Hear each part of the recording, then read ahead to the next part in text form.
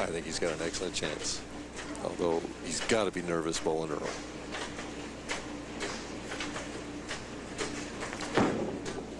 Looked like he turned it a little early and gets a break and leaves only the 4-pin. Well, like I say, you want to get it up there. He was light, you know, the first 4 or 5 frames of the last game. He says, I'm not going to do that again.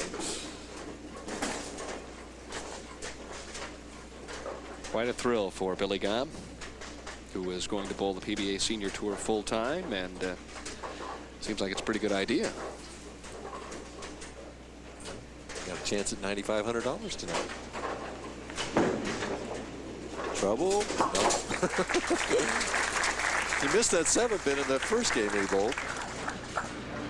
53-year-old Earl Anthony with 43 career PBA titles, 41 on the national tour, and 2 senior victories thus far to his credit.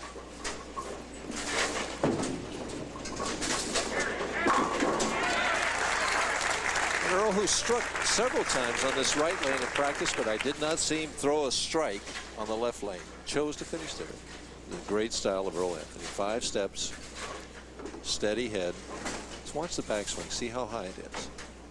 See, that's higher than it was when he was bowling on the national tour. He's made a conscious effort here as that long slide goes through for more speed on the senior tour.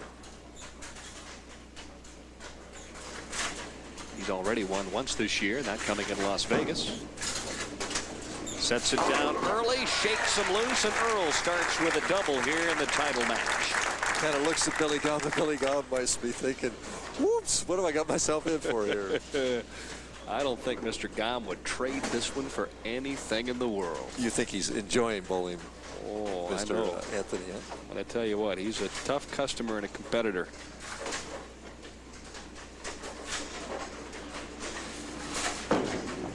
Has to hurry.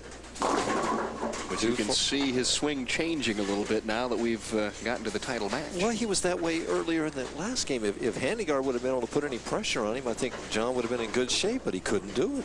Earl is not going to make that same mistake. Hardly not.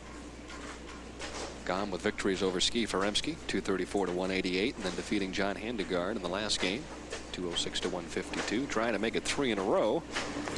He will be tested here as he takes the 2-4 off the 5. He didn't want to do that. No.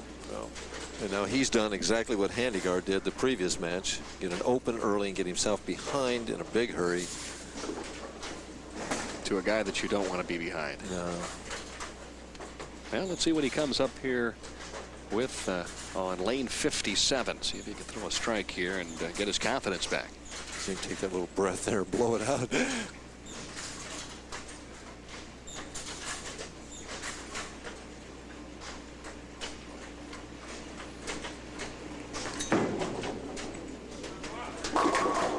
Just enough. Well, a little dice-o-matic on the left-hand lane, so Gaume strikes.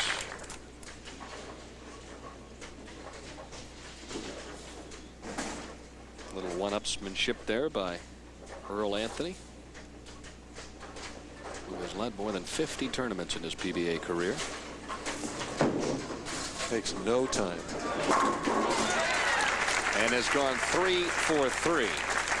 As we take a look at the positions by round, once Earl got locked in after round number 4, he stayed the top seed. Now we see the left-hander led every round. Billy Gaume 11th and 4th, 6th, 3rd, 4th, and right back to qualify for the telecast. Interesting note, last night when I walked in, Earl had the first 5 in game number 2 of the final round. I walked up, he said, these lanes are really tough. If I leak it a little bit, it hooks early. If I set it short, it does this and this and this. Meanwhile, he ended up shooting 300 that game. And he has 4 in a row here. My point precisely.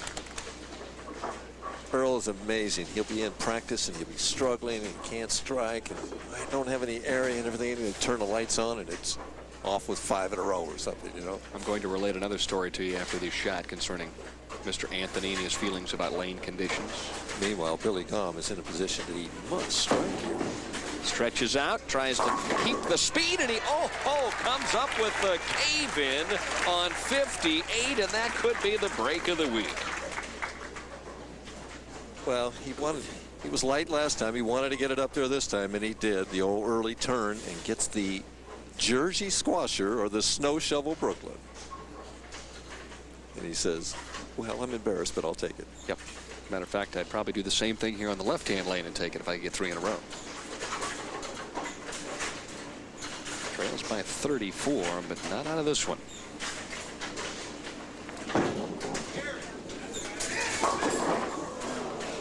However, that might have just changed. See, it's just the pressure that a person puts on themselves in the situation.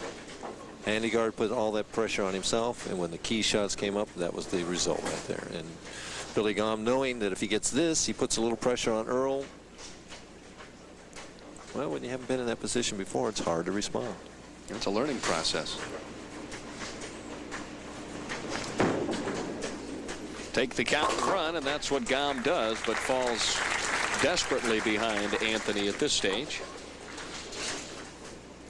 Earl starting with the first 4, now leads by 49, could increase that right here. Yeah, a couple strikes here, and the match is, for all intents and purposes, over.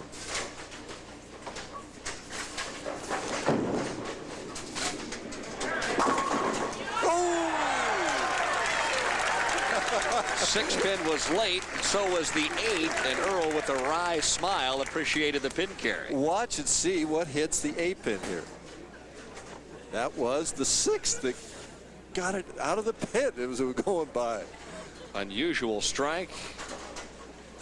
As we take a look at the proprietors here at Stadium Bowl, Max Tribble and Jamie Brooks, former president of the Bowling Proprietors Association of America, enjoying Anthony's run, and Earl now is at 6. Let's get back to that story. It was in Hawaii, a PBA national event, and Harry Golden, the national tournament director, asked Earl Anthony what lane that he was going to start on in the championship game. Earl said, I don't care, Harry. I can't hit either lane. I've got no chance on either lane to strike. He shot 299. That's right? correct. Billy Gaume right now trying to basically get out of the way, I think, at this stage. And it's too bad, because he bowled so beautifully to get to the championship game, and